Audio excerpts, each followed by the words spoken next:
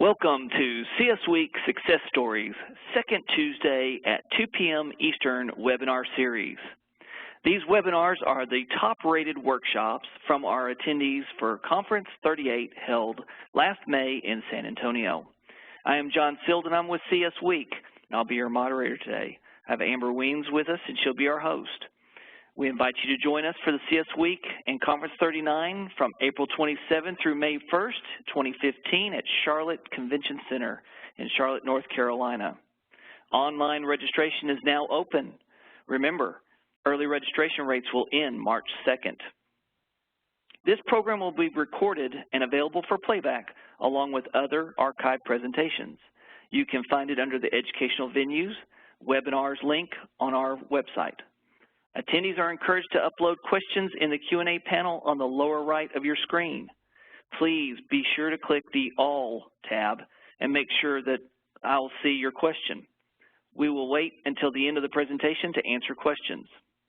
Today's program, Lessons Learned when Selecting Customers for a Smart Grid Pilot, presented by Gail Allen.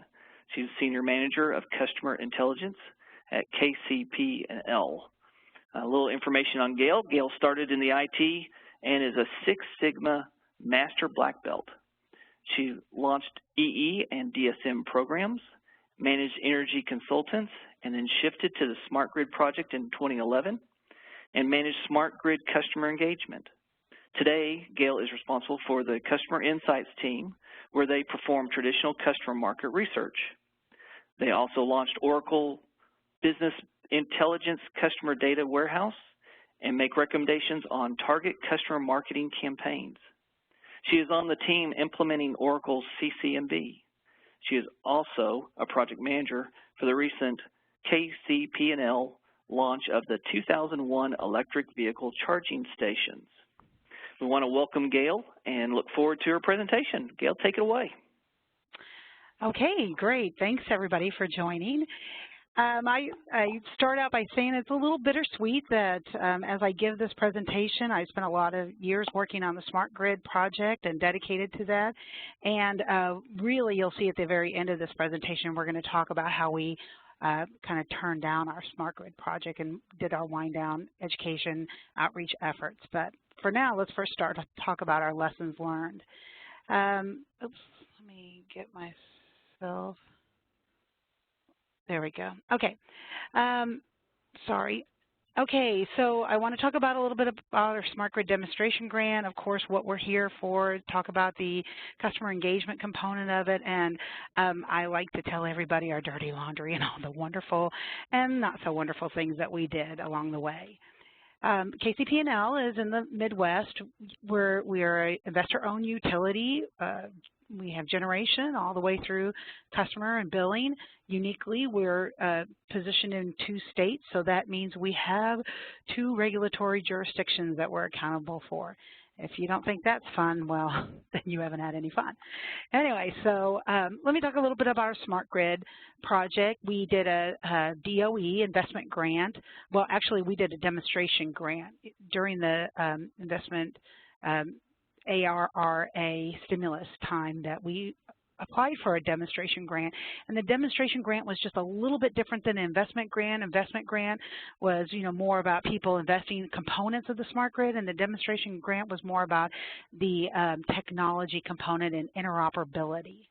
So when I talk about Smart Grid, I show this slide, and it's kind of very animated, and we talk about end-to-end, how we start from generation all the way to the smart consumption in the home. If an engineer was talking, he'd be putting up an EPRI slide that shows all these wonderful components of distribution automation and the interaction of them all, and kind of crazy there. And it really is kind of a story about how it really has been a challenging project in the fact that you have a heavy on the distribution side and a lot of automation, predictive analytics along the side of trying to be more reliable and understanding our load profiles and our load needs on distribution network, all the way into the consumer's home and placing an AMI. We use Landis & Gear AMI network and the tools that we place inside the customer's home, which I'll talk about.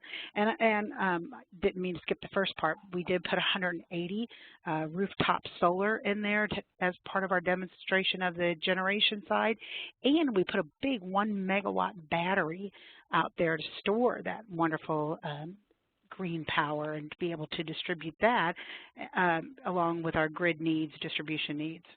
So what makes our project also unique besides doing a smart grid demonstration grant end-to-end, we did a grant that was primarily focused in a low-income, underserved area in Kansas City, Missouri. And we believe that's one of the reasons why we were awarded the grant. We had a U.S. Congressman Cleaver, went to Washington, D.C. and secured a lot of stimulus grant funds for transportation and weatherization for homes and just a lot of community engagement, trying to see if they could revitalize this area called the Green Impact Zone. And if you look at this map, you see this big line running through the Green Impact Zone. Kansas City placed a big highway running down the urban core of Kansas City. And you can imagine what happens when you run a highway down people's neighborhoods. You have a lot of abandonment along the highway. You have a lot of, with abandonment, there's crime. There's a lot of, abandoned homes and questionable people, a lot of, well, I don't even have to go there but anyway, so it's not a good thing for a community. It wouldn't be good for your house, and it certainly is not good for a part in your urban core of the city. So that's one reason why we chose that Green Impact Zone. We said, wow, let's also partner with what the city is doing here and reach these customers and see if we can help them save energy. And I'll tell you what, that was a tough nut to crack. We also, you'll see beyond the green boundaries, we have blue boundaries, and we're very creative at KCP&L, so we called that the blue zone, and the green was in the green zone. And though we expanded those boundaries simply because we wanted to expand some demographics and kind of pick up some other customers that might not just all be low-income customers. So the folks on the east side of this, if anybody on the phone is familiar with the Kansas City metro area, everything just east, there's a Main Street and our Country Club Plaza, which is really upscale shopping, eating area, living area in Kansas City.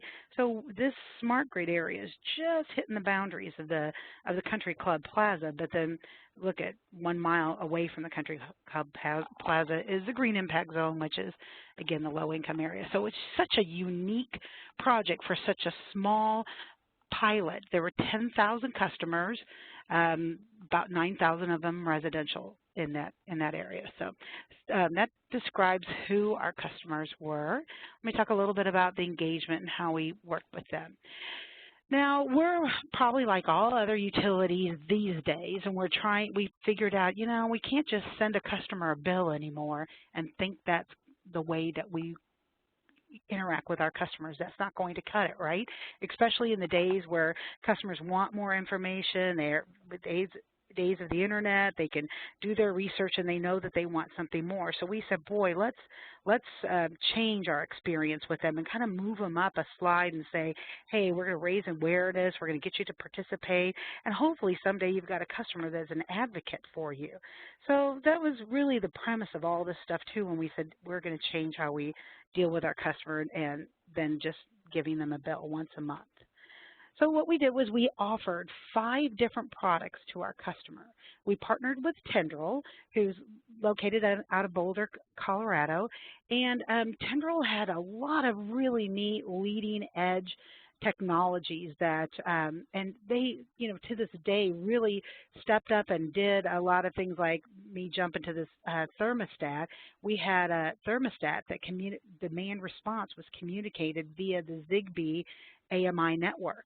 So, distribution automation, the distribution network said, boy, I can see that this area is stressed. Let me issue some demand response events to just this set of customers along this circuit through the AMI network and right into the thermostat inside the customer's home. So that's pretty neat. The very first thing on the slide is the Tendril portal.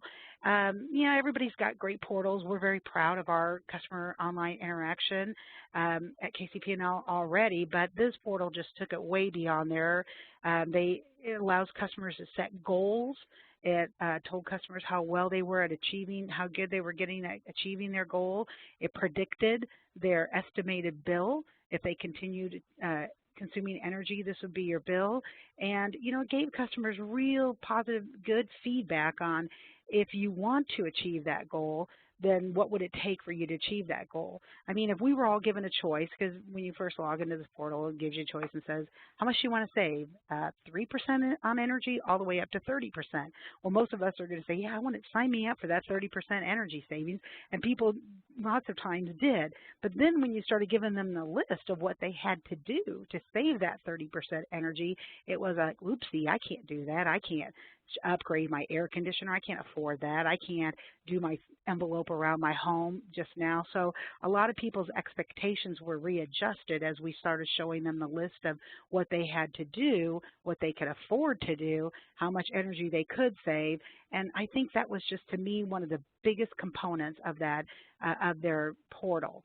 And I also, obviously, the other big component of their portal was controlling all these other devices in the home, being able to see the home area network, being able to see disaggregated energy consumption.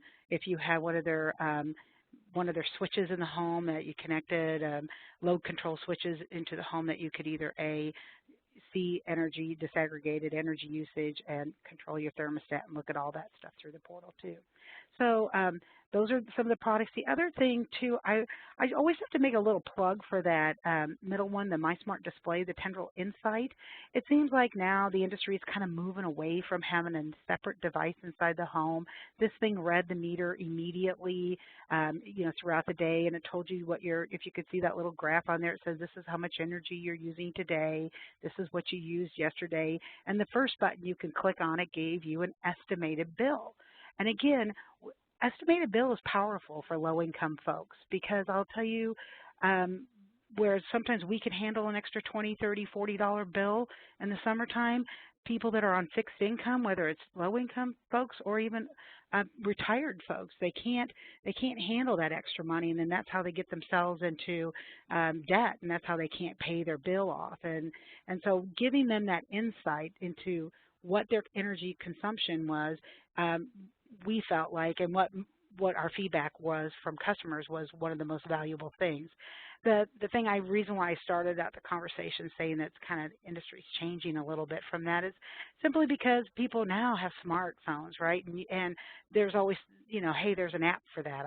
Tell me what I'm using for my energy consumption. I don't want another one of these devices in my home, things like that. So I think the industry's kind of moving away from different devices in the home, like a display like this that doesn't really control anything. It's just an information only, and people will start using their phones. But I think at the time being in 2010, when we started our project, that was exactly what we needed to do, and especially in an area that less than 50% of the customers had internet at their home. So that display proved to be a very powerful tool. And you can see we've got some good enrollment numbers. If you look at overall, as I've been talking, I'm sure you have been seeing that some of those enrollment numbers, some of them we're very proud of. We think we got a lot of folks on the energy management portal, the MySmart portal. We think we did real well. A lot of good displays were put out there, probably even more than 1,000 ended up getting put out there. And but we were really disappointed with the number of thermostats and the home area networks that went out there. And I think a couple of the reasons was, as I pointed out, people didn't have the internet at their home. So that MySmart Home, that home area network, needed internet access. So that was one of our customer adoption issues there. And the thermostat, I'll tell you another customer adoption issue was, if you think about it, well, first off, there's, as I said, only 50% of the people had internet. Only 50% of the people had central air. This is an old area in Kansas City, Missouri. Kansas City is an old city, beautiful, beautiful homes, old homes that have window unit air conditioning. So these thermostats didn't suit very well for window unit air conditioning. This is a good lesson in my job today is customer insight and market segmentation and being able to predict what your customer market is for, to be able to manage your products and service adoption, because I'll tell you, we would have done some analysis before that, and we would have told folks, hey, out of 9,000 residential customers, only 4,500 of them have central air. And to assume that you're going to get 16, really 1,600 are for the thermostat and 400 are for the home area network, which the home area network got a thermostat. So together we needed to place 2,000 thermostats out there. To think, going back to my numbers, 9,000, half of them are 4,500, had central air. To think that we would get 2,000 of those people to switch over to our thermostat, that's 50% adoption rate. I don't know. Maybe I should be a little bit more positive thinking, but that would have been very high enrollment and penetration numbers. But we gave it our all, and so let me, now that I've kind of told you about the products that we've done, let me tell you a little bit of how we got these customers engaged. Oh, wait, one more other thing. I wanted to tell you a little bit about our time of use. You know, the time of use isn't, everybody knows what time of use is, and gosh, there's a lot more utilities out there that are doing a lot more work in their time of use programs and more dynamic rate pricing, and especially all the coastal states, and certainly, you know, Salt River Project. I mean, gosh, the stories are on and on about great programs that they have for time of use. At KCP&L, our issue was A, we didn't have any time of use program. B, we needed these AMI meters to be able to measure and be able to tell customers, you know, that we could, you know, measure their time of use. And C, we needed a billing system that could handle it. And KCP&L has a very old billing system, and sadly, we're still even on 2 billing systems because KCP&L bought out Aquila operations in Missouri 8 years ago, and we're still running on 2 billing systems. So it's a challenge to get some stuff done on our systems, and we did it. And those guys, we have a lot of great dedicated people to work on it, but this ended up just being a pilot program, and so we had to keep it pretty simple, 3 to 7 at night. We did pretty well. I mean, you can see on these numbers here, we had the people that opted into the program, it wasn't opt-in, saved money. You know, we had some people that really saved a lot of money, if you can see on that. Well, you can't see it, but we had somebody that saved, gosh, if he had a $150 bill, he might have saved $80. It's crazy. We think they hit their breaker when they went to work or something. We just could not believe how much they were saving, but that's an outlier. But for the most part, you can see folks save money, and that matters, and especially in the urban core, again, with an underserved community that we were serving here, $20 a month matters to these folks. So even though our numbers are kind of low with adoption, we learned a lot, and we consider this part of success.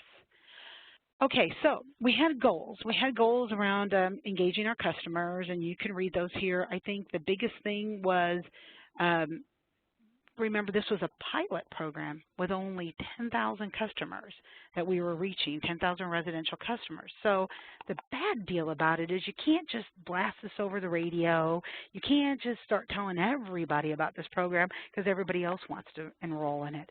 So we had to, you know, very segment our outreach to our customers and make sure that our messaging was clear, that it was just for this small group of folks. But then again, still trying to inform the rest of KCP&L that, hey, we are doing smart grid work, and we are working about trying to see what we're going to do in the future for our utility. So it gave us some decent, challenging goals there. One of the things that we were most proud of, and it's going to be a good news, bad news on my lessons learned a little bit later on, but the thing that we were very proud of, the day we gave somebody a meter, we knocked on their door literally with a customer engagement team. We called them ambassadors, and we gave them a kit, like a little lunch bag, reusable lunch bag, that was their welcome kit, and had these things in there, and CFL, of course, they love that. And then we offered them that display, that in-home display, the day they got their meter. So it was just so much excitement when we were rolling out these meters that it was almost like Halloween. People were out there on the street. I was out there when we were doing this. I mean, they were out there on the street waiting for you to come down to their house to give them their welcome kit. And I'll tell you what, we only had one customer, and all these customers that complained about getting a smart meter. And of course, we made him take it, and we had to bring the police with us to make us switch out his meter. And he was the last one we switched out, but only one objector in all this time. So that's pretty cool. I mean, we're pretty proud of that. And again, we think part of it was just this big whole, this is great, this smart grid thing is good for you, and we really wanted to unleash the potential of what they were going to get out of these meters when we gave it to them. So we consider that a big home run. Now, I will tell you a little bit later on the problems associated with giving them those displays. Oh, I'll tell you later on so you won't hang up. Anyway, I know you guys are laughing. I just can't hear it. Okay, next thing, key learnings. Oh, there it is. Well, no, I'm not going to tell you just yet. Anyway, the key learnings, what did we learn about our customers? I'll tell you what, we're funny. We're a funny company because we thought when we had an event, people would just come to it. People would just love us because we're KCP&L and we're holding an event. And one of my favorite events that we did was KCP&L helped invest with other companies in the community in a home, and we revitalized the home. I mean, almost literally gutted it out and made it probably one of the most energy efficient homes in the area, probably in all of Kansas City. And this, remember, was a very, very old house in the old urban core. You can't imagine how amazing this renovation was and how beautiful the house is today. And so after we did all that work and put solar, and downstairs in the basement is like 3 or 4 different kinds of heating and cooling technologies, and so that people could come and see the different types of technologies and see how they work. 3 or 4 different kinds of hot water heater technologies. It was just, the basement was just full of all kinds of technology, and then the house itself had all these little, what they call truth windows, so that you could look through and see the insulation. It was just an amazing story, just an amazing tour.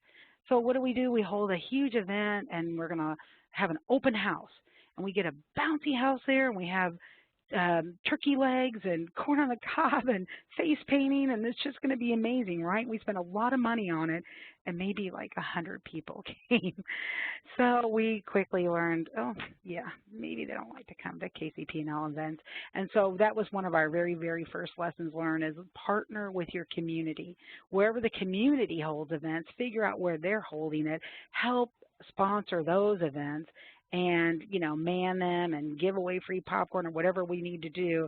And we had a lot better adoption because we signed up a lot of people for the program participation then, and it was just so much better. And it was such a great partnership with the community. So that was one of our very first lessons learned.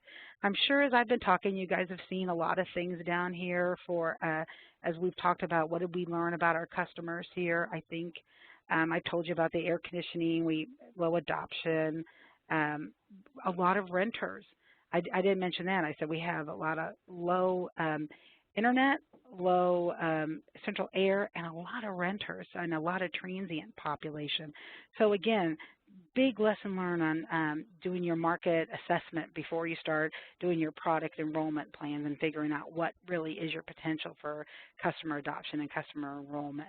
I'll tell you, we did surveys, we did focus groups where we put people behind the glass wall and asked them about these things. We did all the right things that you're supposed to do before this. So we feel like we were pretty, we were pretty positioned to be able to have a very good customer engagement or customer experience. I think at the very end, we did get a lot of customers enrolled. I think my 4th bullet down says customer enrollment does not equal customer engagement, because we did get a lot of people who were excited about this and say, yeah, give me that. What are they, free? Sure, give it to me. And we gave it to them, and then they didn't quite understand what it was. Some people called it the inside of their meter. They said, hey, they'll call us up and they'll say, hey, I didn't get my inside meter. And we're like, oh, gosh, okay, well, it's really called a display, but sure, let us get you one. And so, there was a lot of things that we learned that, we probably will do different whenever we do some kind of roll or some big, massive rollout from there. What did we learn about technology adoption? Now, that's where I'm going to tell you the rest of my story about those displays. So we gave out the displays the day we gave them the meter. And if anybody on this phone knows how that stuff works, the meter doesn't work the day it gets hooked up into the home. On these AMI meters, it's got to establish itself a network. It's this mesh network, and they communicate with each other, and then it registers itself back into the home office, and in their, what we have a command center, and all the meters are recognized and flowing data and blah, blah, blah. Well, I guess I shouldn't say blah, blah, blah when I'm talking about technology, but some magic happens. Anyway, so it takes about maybe 5 days for a meter to be provisioned and to go normal on an AMI network, or at least this AMI network. Well, in the meantime, we just gave a customer a display. So now we have to try to make sure once the meter went normal, then you have to provision the display to the meter, and then it's got to go normal and get recognized on the meter. Well, I'll tell you what, after about 5, 6, 7, 8 days for the customer waiting for that display to work and it didn't work, those customers got tired of it, and it ended up in that, the whole saying, mean time to the kitchen drawer.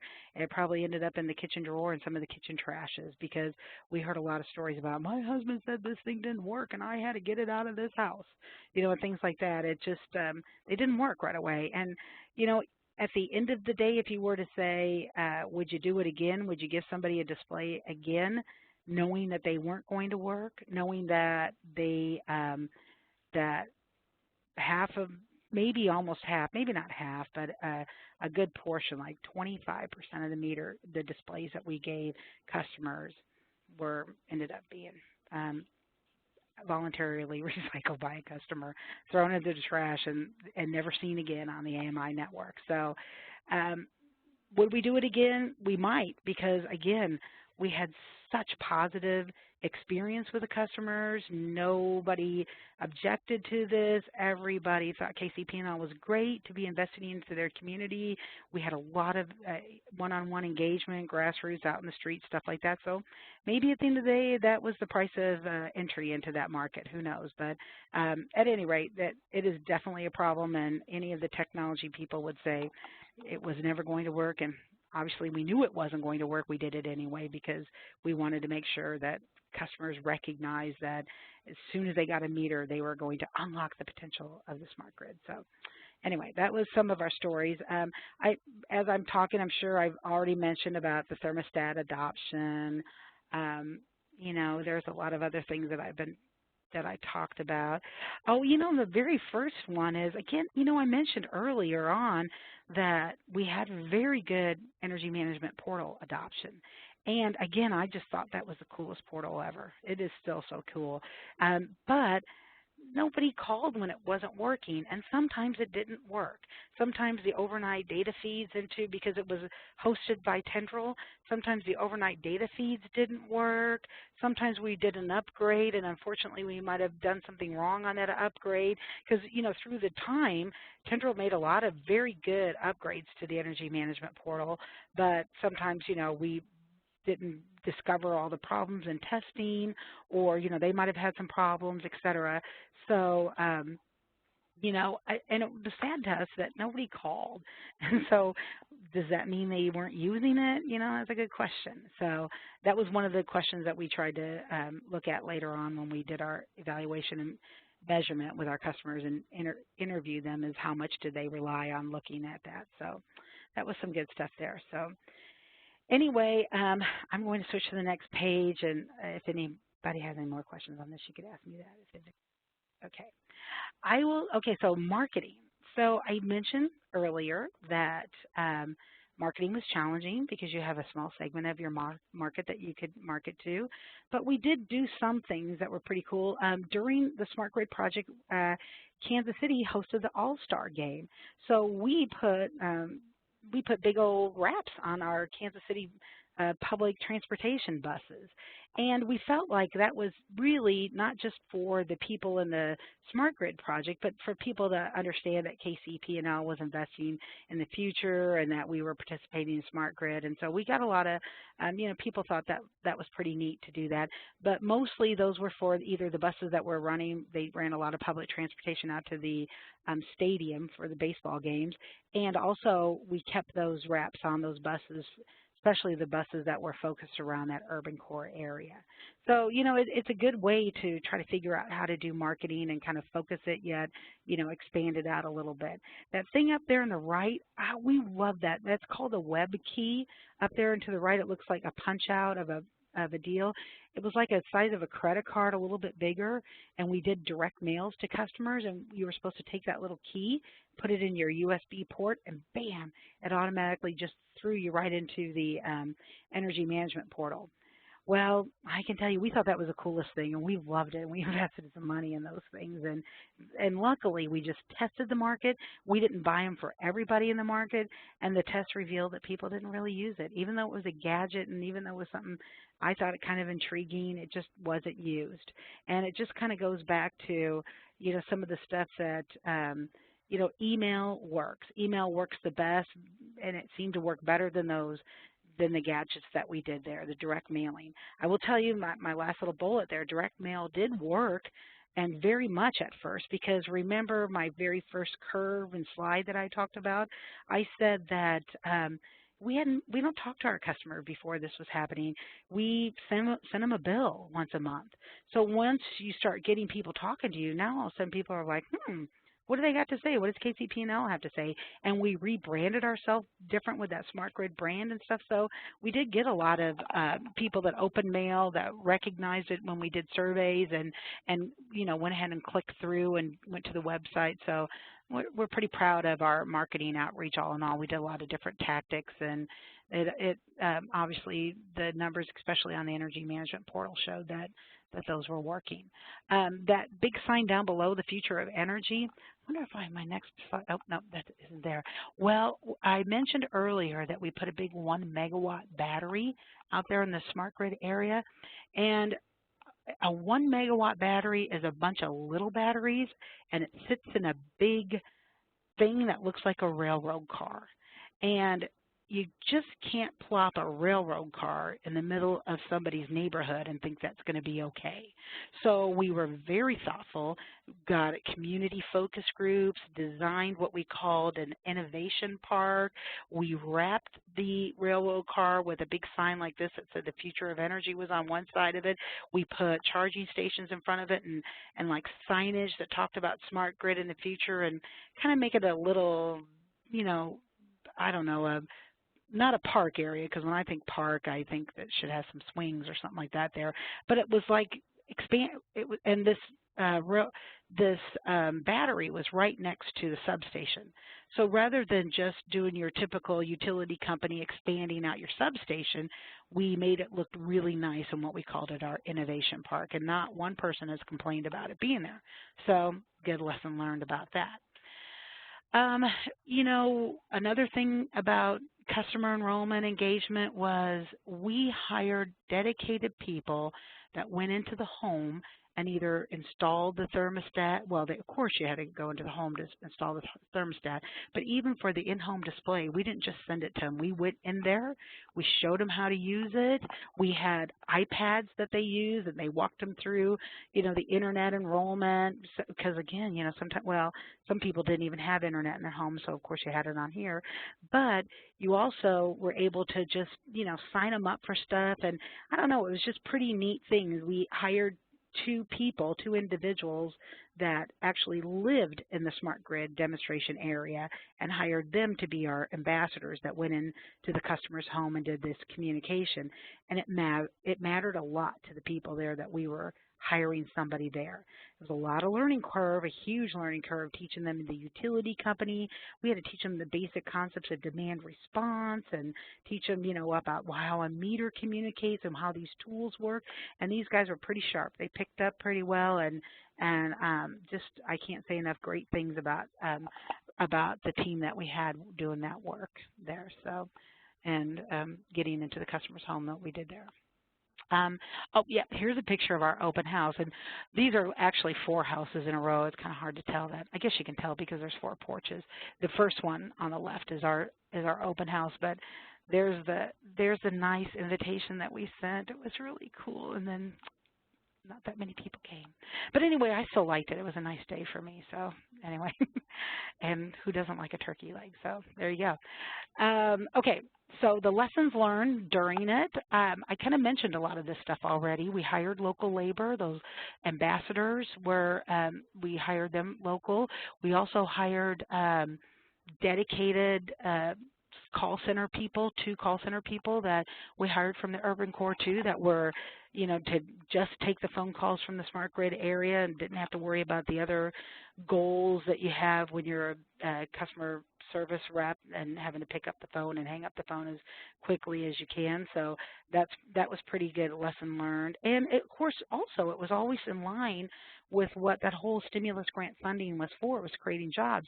Every one of the meter installers that we hired were people from that area, from the Urban Core. We hired them and trained them to install those meters.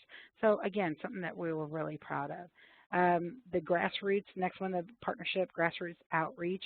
I mean, this is where I do a plug for the Green Impact Zone folks. They had a fully dedicated staff of people too that were managing outreach and events. They had all kinds of events, Christmas events, Halloween events, Cinco de Mayo, a dedication of a bridge that was done all over, and that the Green Impact Zone was funded by the city of Kansas City, and it was just, we were so fortunate to have those folks there, their presence there. We rented office space with them so that our ambassadors could be there with them, and certainly that was a reason why we believe we were very successful. The next one down, I talked to you about customer adoption did not always equal customer engagement. I will tell you too that sometimes once we obtained a customer, we didn't always do a great job at keeping them engaged. Unless you were email. If you were a portal person, we did all kinds of cool things for you. But if you were a display person, we didn't talk to you much. And I think that's a good lesson learned. Especially if you're doing a pilot, you want to hear some stuff back from them, you know, you need to kind of engage them a little bit more. So I think that was a good lesson learned about product adoption. I already talked to you about putting a tool at the time of the meter install. That doesn't always work well. I've mentioned that we had dedicated smart grid staff. That was great and wonderful to have. And you know, these were people we hired off the street, had never been a customer service representative before. So then they had to learn our billing system, be able to navigate through our billing system. And these are the same people that also provisioned the tools to the meter. So if anybody on the phone knows about Landis & Gear, they have this command center, which is their interface, their online interface between the meter and how it's operating. And you have to, you know, there's these set of big numbers that you have to dedicate to the meter for the displays and match those numbers up.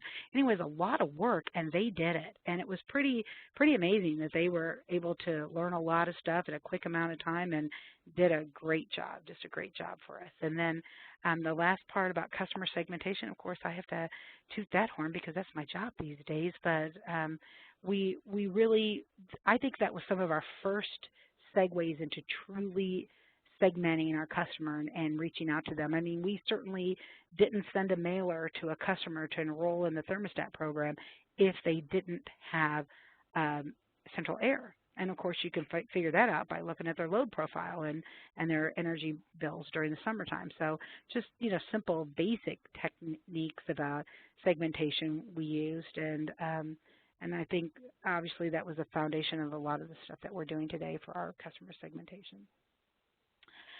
The last thing, this is new to my slide, so even though I got an award for my first round of presentation, I just want to kind of wrap up with you all and let you know that we have closed down our Smart Grid pilot project. It ended last year. We're doing all of our DOE wrap-up and reporting now, and we actually closed the project down October 31st as far as the customer-facing tools. So, of course, we're not silly. We're smart marketing people. If you're going to close a system down at the end of October 31st, you're going to hold a Halloween event. And so we did hold an event that people could kind of just drive by, drop off any of those smart grid tools in their home, other than the thermostats, drop them off, and we gave them a 6-pack of light bulbs and some Halloween candy. And so we got about 100 people that turned them in, And they're still doing it to this day. We have 2 places in the whole Smart Grid demo area that people can still turn in tools if they want to and pick up a 6-pack of light bulbs. It doesn't have the Halloween candy, but it does have a 6-pack of light bulbs in there.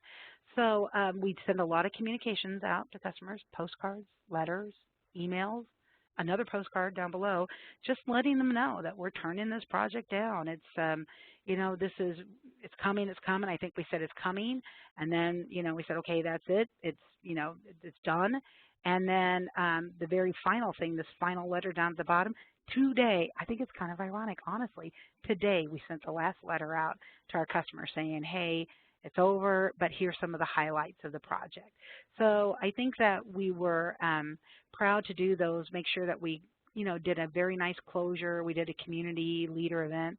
Not a lot of people came, but the people that did come were very happy that, A, I bought bagels and coffee, and B, that we at least took the time and invited them to come and talk to us about how the success of our project was. So anyway, that was what I just want to let you know that we thoughtfully engage those customers when we turn down the project, and so far so good. Nobody's really complaining or anything.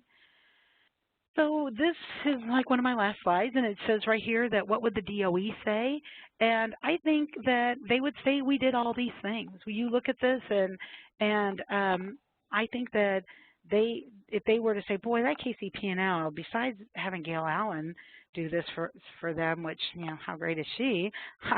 I'm sure you're all laughing again. Anyway, they would say that we did all these things right here. I mean, I really do think that we viewed the customers as partners, and even more beyond the partners, we view the partners in the Green Impact Zone that were out there doing other things like with the other stimulus grants as very key to our success. And so I think, you know, I think that's a great success story for us. We started our engagement efforts long before we started putting technology out there. We, you know, we did our change proactively, a lot of the stuff. We tried to, number 6 was, I'll tell you what was interesting is we tried to communicate with customers in a preferred forum. So we had a CRM just for only these customers that we tried to track their communication preferences. But I'll tell you, we probably just didn't have enough money to make that happen, to follow through on that, but it was a goal of ours. And certainly if you were an energy management portal person, we knew that you liked to work online because we had your email. So certainly we reached out to those folks through email than putting direct mail into the mail. So I think that's neat. And anyway, so I think the DOE will say we're great, especially when we submit the report. That report is over 600 pages long. I'm not kidding. So not only are they going to say we're good here, they're going to say those people really know how to write a report. And the last thing is I would say, do I have any questions? And if you want me to read that DOE disclaimer, which we're supposed to put on every one of our presentations, I will, but I'm sure by the time I just finished talking to you, you guys have read it. So there you have it. That's it. Well, very good, Gail. You guys have been very busy reading through your bio and then listening to your presentation. I don't know that you guys ever had a weekend, so very good job. One of the first questions that has come about is you were saying you were shutting down Smart Grid, and the question is, how do your customers feel about it? You know, some customers didn't want us to shut it down. They're like, oh no, don't take my portal away from me. Or, you know, the ones that did a home area network, and our numbers for adoption wasn't that high, but those are the people that you knew were the early adopters. And so those people, you know, they're technically savvy, and they did not want us to take those away. The other folks, so I would say out of let's just round this out of 10,000 customers, I'd say we have about 200 that said, darn it, I wish you guys weren't stopping this stuff. But then the other ones, it doesn't matter to them. You know, I mean, I think a lot of this too was the newness. You started getting them thinking and talking about energy consumption and becoming aware, and then people just kind of either go back to their old habits or whatever. Now, I will tell you, I personally believe that we're going to have some people disappointed next summer when they don't get the time of use rate. And we've told them a couple times, and we are really kicking around the idea that we're going to resend them out another letter in the summer saying, okay, again, remember, you're not going to be on the time of use rate anymore, because I think those people are going to be disappointed. But, you know, again, it's a manageable number. I think another lesson learned is we did not tell people so much at the very beginning that it was a pilot, because we didn't want them to think they were guinea pigs or that we were, you know, testing things on them. But at the end of the day, all good things must come to an end if it is a pilot, and maybe we should have messaged and did some more messaging around that. Gotcha. Very good. All right. Another question that has come about is, and this refers back to earlier in your presentation, they want to know, why did you do the welcome kits? Oh, you know, our president of our company at that time, he's not a president anymore but here, but at the time he just said, I want well, you know what, anybody in the smart grid world or that or putting AMI meters out there have got to thank PG&E, because they taught the rest of the nation that you can't just put a meter out there and not explain to a customer what's going on with an AMI meter, because it ended up, you know, causing them a lot of customer engagement issues. So we learned off of that, and we said early on we want to engage these customers. And as I said, our tagline was a little bit about unlocking the potential of the smart grid, or unlocking that potential of that meter. That's why we gave them the welcome kit. We got them excited about it and offered them that display day one, so they knew that this was something good happening to them. Gotcha. Very good. Okay. Will your company continue with these programs in other areas? Well, I mean, we're rolling AMI meters out now. We're through our state of Kansas, and we're rolling on into Missouri. So in that respect, sure, we're doing AMI. We'll hold off on the time of use or any kind of dynamic rate pricing until we get our new billing system. And then we are already doing demand response programs. We're doing the Honeywell is our Honeywell/OPower is our company that we use for demand response and customer in-home reports. So there are components of it that we do. We are not going to do a home area network. And I still think it's a little sad that we don't have an energy management portal that's as robust as Tendrils. I think theirs is just very nice. Gotcha. Well, very good. Well, Gail, looking at the time, and we're nearing the top of the hour, I want to be mindful of everyone's time, and want to thank you for your attendance